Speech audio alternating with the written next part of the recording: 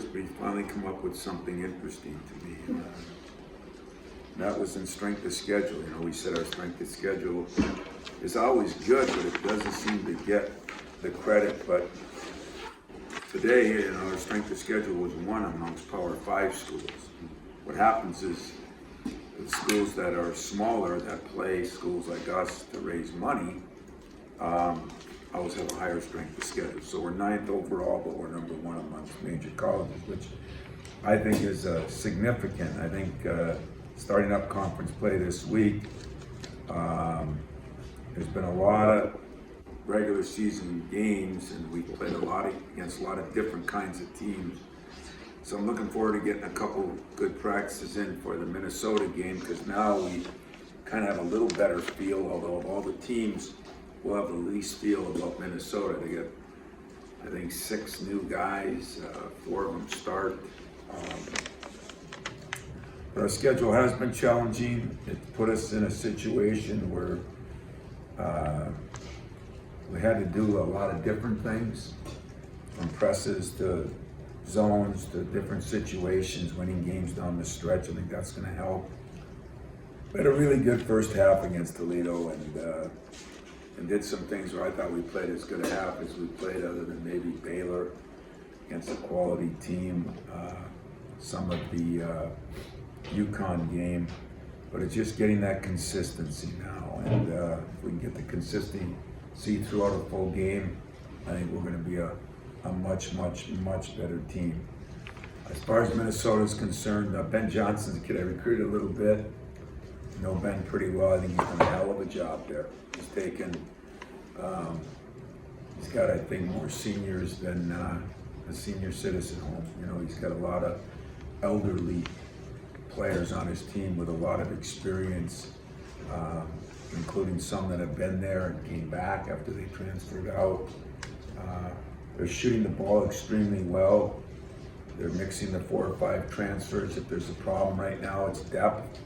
They don't have great depth, but unbelievable the job I think he's done. He'd be my preseason before the Big Ten Coach of the Year. Coming off a big win at Mississippi State. They've won 2 games on the road, at Pittsburgh, at Mississippi State. They're one of 12 undefeated teams in the country. That's a big deal. And the 2 guys, Battle and Willis, have just shot the lights out of the ball. They're shooting in the high 40s.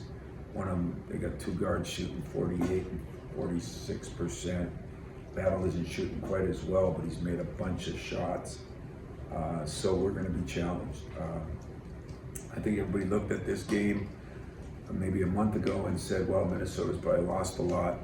Now they're sitting there as one of 12 undefeated teams, playing, you know, yeah, some parts of their schedule weren't as good, but the last week, 2 weeks playing, you know, at Pittsburgh and at Mississippi State tells you that they're for real. And so after the embarrassment of last year, one of the worst defeats in my era, I guess we're looking forward to it.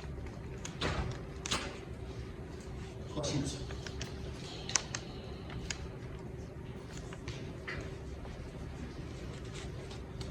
Tom, what do you like ahead of the conference schedule from your young guys, and what are some things that you're hoping to see maybe in terms of improvement from them? Well, what I like is I think we've been way better defensively, especially when I look at young guys being Max has been unbelievable defensively, and Jaden is not far behind. I love Jaden's ability to offensive rebound, run his lane. He brings a lot of energy to us. I think, you know, I guess I'll call Tyson a new guy. You know, he's now starting to play a lot better, starting to get acclimated. And Pierre is starting to play more too. So we are playing 3 freshman wings at some point in time, 2 of them a lot, and been really pleased with them defensively. And I still think that offense will come. So we got some things to work on there. I think Tyson has done a good job taking those turnovers down. He's done a better job of getting people involved. He is a very good defender. He'll be challenged this week by a bigger guard. So, I am pleased with our freshmen and our new guys a lot. I just think we have to, it comes down to those turnovers and shoot a little better. Tom, where is Malik in terms of health and everything? You can see him sort of grabbing with that ankle a little bit in the last game. Where is he? I think he's a lot better now. You're right, the last game, he's been a little bit ginger on it, but yesterday all we did was walk through and shoot, so no more today, but this doesn't seem to be bothering. The report is that it's good to go now. It was a sprained ankle, it took a few days. I don't see any repercussions or any problems with it, to be honest with you. Tom, Max always wants to have a perfect game, and I know you mentioned after Saturday's game that you kind of have to talk to him about that in a sense that it's not going to be that way every single time. But going off of that, how do you kind of help him through it now that Big Ten play starts, because it's going to get tougher for him in that aspect?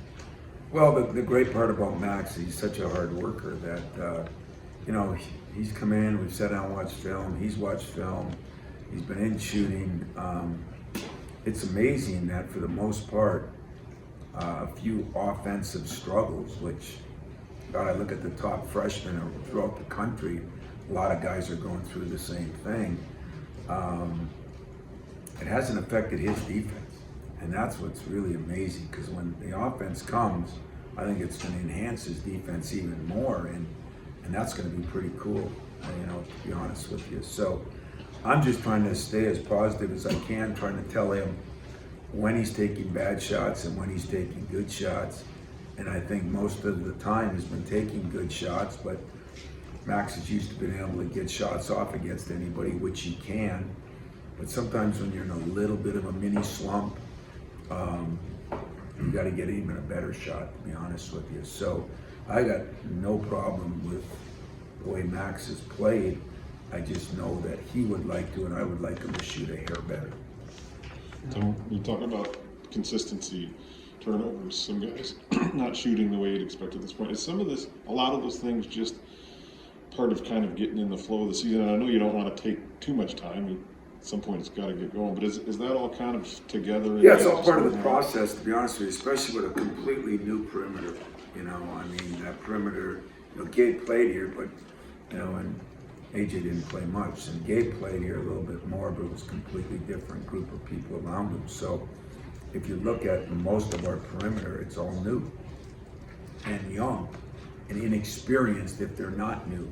And so I think that does take a little bit of time, but we've really, if you took away the ridiculous turnovers, and I think after today I'm gonna quit talking about them, but they've affected you in so many ways. They're depressing for the player, they're depressing for the team, depressing for the staff. So if you took that away, we'd be averaging 7-8 more points a game. We'd be in the 80s for sure, and probably feeling a little bit better about ourselves. The nice thing is, without shooting great, without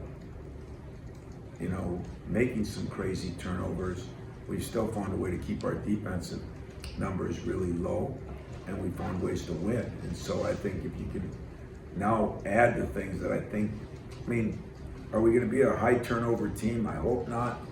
Are we going to get down to 7 or 8? Probably not. But if we could get to 11 or 12 instead of 17, 18, which is very realistic, that's 5-6 more opportunities a game, which will really change, and not as depressing to just step out of bounds. Hey, that dog fence worked. If you guys need any help with your kids not crossing the street or something, let me know. Chris, you mentioned the other day about being, I don't know, embarrassed with the word you used, but frustrated with what the defense was like a year ago. What was it that you felt maybe needed to change the most? Well, I think whenever your defense isn't good, I think the biggest thing that needs to change is the coach. And I really mean that. That is what we've been here. That is the culture here, that we defend, rebound, and run. And it couldn't have been what I did a good enough job of. No, remember, it's COVID, and we all got all our built-in excuses, but I take sole responsibility. That's why starting in the summer, I said that's gonna change, and so I talked about in the spring, in the summer, in the fall, and I think our defense has been as good as it needs to be. I talked to Todd after the game. He thought we were one of the best defensive teams he's played against, and I thought the second half we let up. Over the last couple of years. Whether that'll continue now as the offenses get even better, we'll see. But I do think, personnel makes maybe somewhat of a difference. But, and remember, we were playing with Josh a little bit laid up most of the year and trying to play him more minutes. We were in and out with our points. I'm not doing it for humility. I definitely think that one falls on the head coach. It's okay. I'm not going to be embarrassed. Was it more of an all-inclusive thing, up front, pressure on the ball, wings and post, or was there any one thing that was? That's a good question I haven't answered. I just think there was a lackadaisical approach. And maybe we were playing so many people. Like playing 9 people is one thing, but playing 9 where you have 4 different starters, Kitty you're starting, somebody else is starting, Brock starting, AJ starting, Foster starting. You think about what we did, and that's why I looked in the mirror. And I normally don't like what I see, but I really didn't like what I see then. And that's why I said, I'm not blaming a player for that. I'm blaming maybe my approach or maybe the way we had to substitute. I don't think we're putting any more pressure on the ball. I think we've just taken a more conservative, like Max, he holds the 2 leading scorers in the last 2 games down. And, one guy didn't score a point. And the last game, he was on Rollins more than a little. He gets 22 points, but he's 7 for 23 or something, So we thought the job that he's been doing has been better. Gabe's a little better. And I think Tyson's is a lot better, than what we had. And I do think AJ's improved some. Mark is starting to block some shots, a little more consistency inside. It's just a combination of things. Hey, Tom, is there any extra layer of challenge or difficulty when your first 2 Big Ten games are against the 2 new coaches or 2 of the new coaches in the league? Yeah, it is, because I don't know who Minnesota has. I don't know what their schemes are. It's completely different setup, completely different players. So that is a little tougher. But I think my staff's done a good job. We've kind of put even more prep time in. Yesterday was a long day to try to make sure that we uncovered everything that we needed to uncover. But it presents a little more of a problem. Like I was telling you last week, it seems like we're now putting where their transfers and what their stats were last year. Well, we got 5-6 guys. We got to do that on this year. So it's like you're watching tape of last year's games. You're watching this year's games. It's made it a little more difficult, especially with almost a completely new team with a completely new coach. And just a thought or two on the starting the conference. It's a marathon, it's a war. You start Wednesday, it goes to March 6th. I think 4 of your first 5 are on the road. Do your young players realize the different level it may take to succeed at this level? And what is the general excitement level of starting conference season? Y'all know they don't realize it, and they're going to realize it. They don't. And one of the problems is when leadership is so important in things like this. When you get on a plane to travel to Minnesota, somebody should be saying, hey, we got the elevated floor, we got this, the place is going to be rocking, and telling our younger guys what to expect so they don't get it when they walk on the floor. And that's the one problem with so much movement now, is that everybody's running into the same problem. So I think never is there a freshman that is prepared for Big Ten season. And there's not another conference, has been stated for over 40 years. I think we've led the league in attendance, where the venues are as crazy as there is in ours. Some are in places but not a steady diet of it. And you're right, it is a grind. It is a long season.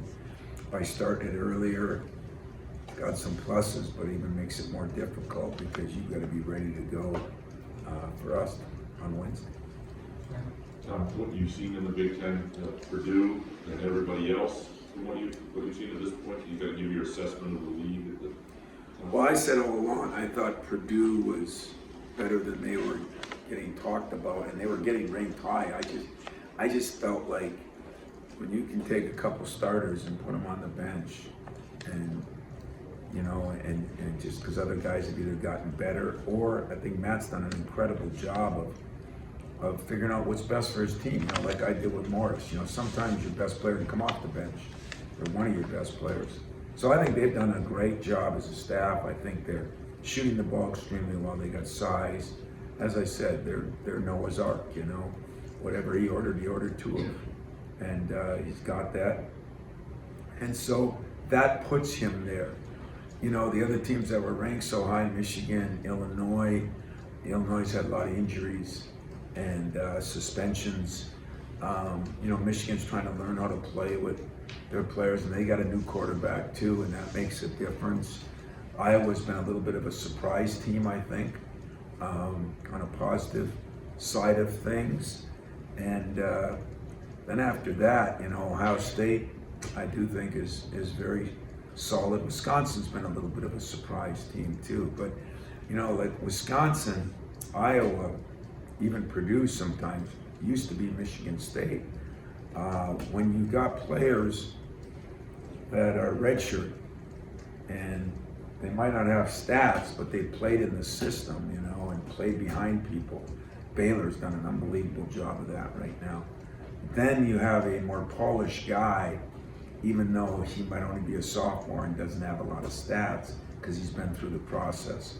And I think you're seeing that with a couple of those teams.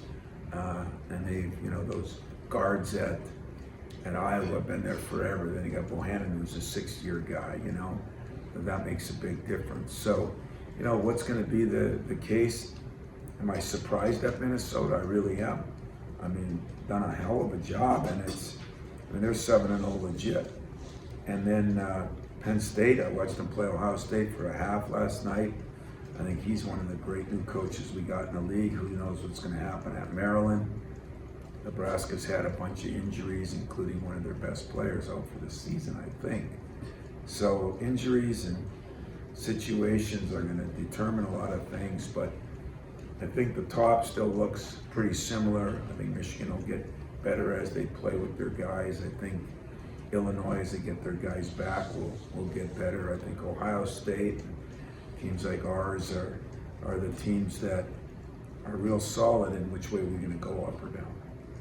Any other question on that? I mean, you want something specific? I don't know. No, that's a good assessment. That's yeah, just sort of your feel for things. Yeah. Thanks. You mentioned the schedule metric highest among power teams.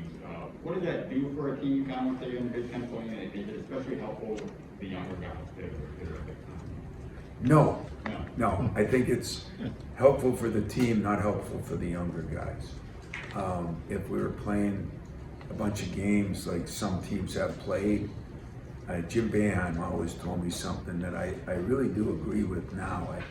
I didn't then, remember when he wasn't playing the toughest schedules, but what you have then is you have players that can play through a bunch of mistakes. You can have players that can get shots and there's not as much pressure on them, especially for the younger guys. You can play all your people so nobody's complaining. So the tougher schedule is harder on freshmen.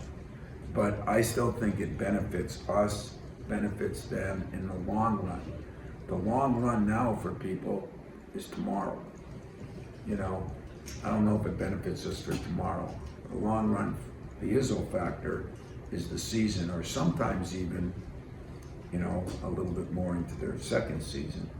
So I'm happy with our schedule because I think we played enough good teams, quality teams, little road game against a good team that is a tough place to play. But if you want what's best for freshmen, it'd be able to pivot pass and finish the line. You know, go out, not have any worries. You can win by 20 if you're not playing good and giving guys a chance. For subs, getting guys in, that was disappointing me the other day. We had some subs that I think deserved to play and didn't get to play as much. Marty's one of them that I think is starting to play better and better in practice because he's been on the scout team and it's helped him. But I don't know, the tough schedule, it's what I've done and I'm gonna do it till I'm done. This year it's even better because of that tournament, but I don't know if it helps freshmen as much. They're so fragile now when they come out, freshmen in general around the country. I mean, I look at a lot of programs with those top freshmen, 1, 2, 3, 4, 5. 80% of them are struggling. How important is this team's depth going into the Big Ten season? You played 9, 10 guys most nights, and how do you see that benefiting the team? Well, it's another thing that I think benefits me and the team in the long run. I don't think it benefits you in the short run. It's right now you're trying to get people to play together. You're constantly bringing people in, but injuries are going to happen. Things are going to go wrong. Foul trouble is going to happen, and that's when being on the road or somebody's going to get sick really does benefit you. So it benefits the big picture. There's a lot of coaches that'll tell you this day and age with everybody complaining about everything, that if you had 7 players and you could just play with 7, that's the best. To be very honest with you, that's what Minnesota has done right now.